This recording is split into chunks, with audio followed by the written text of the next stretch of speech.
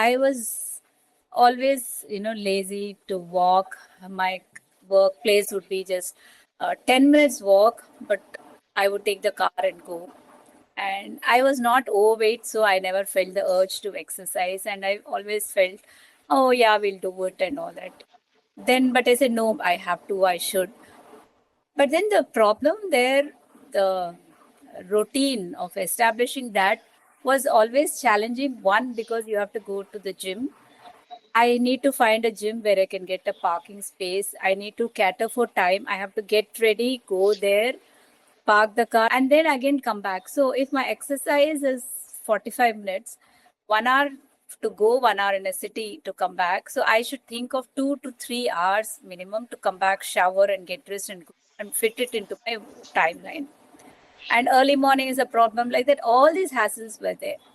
And then I said, okay, I'll go for aerobics, I'll go for dancing. So I was always finding this. But the day this online yoga, which is called Habit, they basically build a habit at online yoga that came in. And this gym also, it's not just that, it's expensive.